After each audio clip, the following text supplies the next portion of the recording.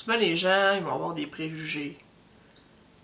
Puis, parce que c'est moins visible que quelque chose qui est un peu plus physique, si on peut dire, qui est un peu plus, qui se voit plus dans la société. Donc, c'est plus un sujet qui est tabou, puis que les gens s'associent moins bien. Je m'appelle Ariane, j'ai 23 ans, puis je suis étudiante à l'Université Laval ici à Québec. Puis je souffre d'anxiété généralisée.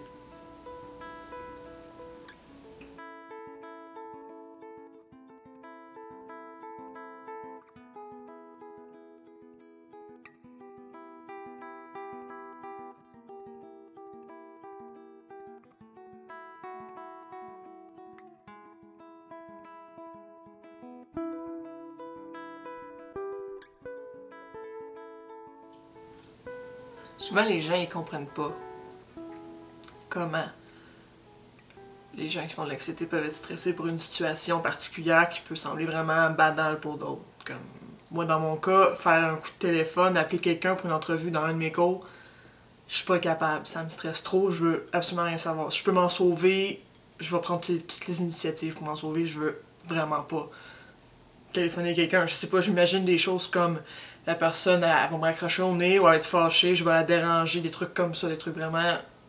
Tu sais, je viens que j'appréhende la situation puis je veux pas la vivre.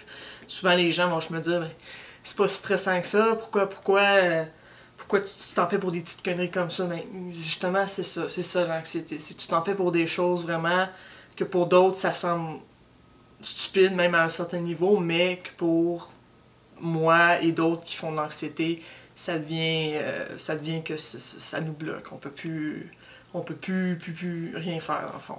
C'est quelqu'un qui fait une dépression, qui fait de l'anxiété. On dirait que c'est moins bien vu que quelqu'un qui a une maladie dégénérative ou qui a vécu un drame ou peu importe. Là, sans pour autant dire qu'un est plus important que l'autre. On jouera pas à... Moi, j'ai des drames plus importants que les tiens. Toi, t'es juste la fille qui est tout le temps down, parce que je me suis fait dire assez souvent que moi, j'étais juste une fille qui était tout le temps down. Fait que j'avais pas de raison de chialer pour ma situation, parce qu'il y en a d'autres qui ont vécu des décès dans leur famille ou ils ont des troubles un peu plus physiques. C'est pas ça. C'est justement pourquoi c'est tabou dans la société, c'est qu'on comprend mal comment quelqu'un qui, à l'apparence physique, a l'air très bien, mais que dans sa tête, c'est le contraire. C'est vraiment... Moi, constamment, chaque jour, je me dis que mes amis me détestent. C'est pas, puis ça paraît pas, mes amis ils m'aiment bien, puis ils me le démontrent, mais dans ma tête, il y a toujours quelque chose qui me dit non, tes amis t'aiment pas, ou t'es énerves trop avec tes problèmes, arrête d'en parler. Puis c'est ça récemment qui m'est arrivé, c'est que j'ai eu un moment plus difficile, que là je me remettais en question, puis je trouvais que j'avais pas ma place dans le programme dans lequel j'étudie en ce moment à l'université, puis j'ai eu des gens qui m'ont aidé, des gens que je connaissais peu, qui m'ont aidé, qui m'ont supporté, puis en plus de mes amis à distance, mais j'ai comme eu... À chaque fois, j'ai toujours le ressentiment que j'en ai trop dit, que j'en ai trop fait.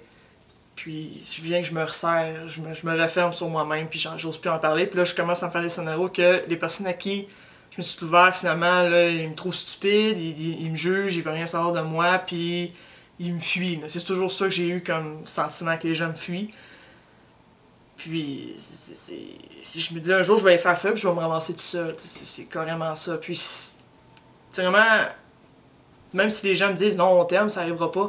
Puis je les crois, je sais qu'ils m'aiment, puis je sais loin, puis sous coup, je sais que ça arrivera pas. Mais il y a toujours une crainte qui prend le dessus. L'anxiété, c'est toujours une voix plus forte que ma conscience, puis un peu mon état de santé plus sain. C'est toujours quelque chose qui va prendre le dessus.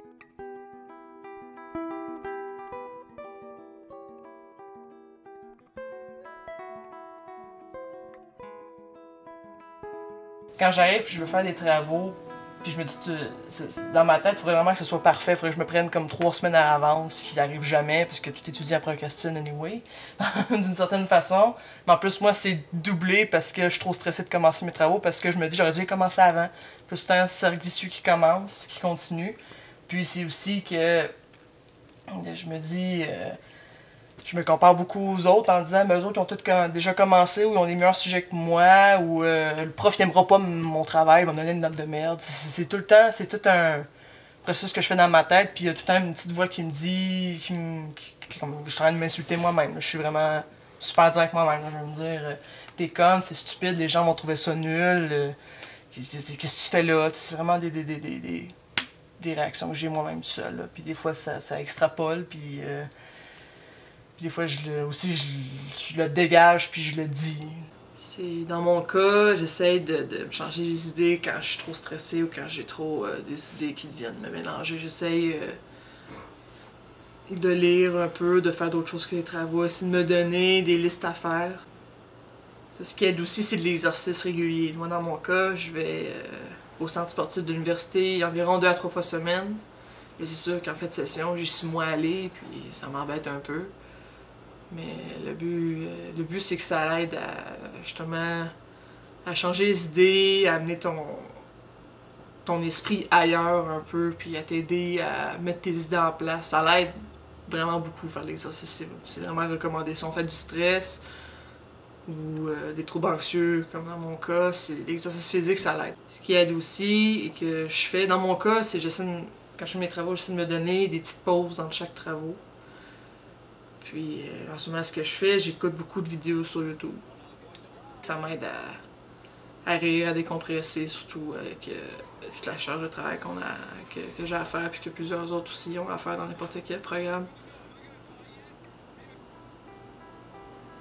L'anxiété, pour les gens qui en souffrent de façon générale, c'est un défi qui est constant, c'est un peu un handicap, puis ça peut même être un cauchemar, mais ça peut être supportable dans la façon dont on le gère. Ça peut me rappeler tout ce que j'ai, tout ce que je peux faire, tout ce que je peux faire dans ma vie, puis que peut-être qu'un jour je vais finir par le vaincre si j'arrive à mes objectifs dans la vie future.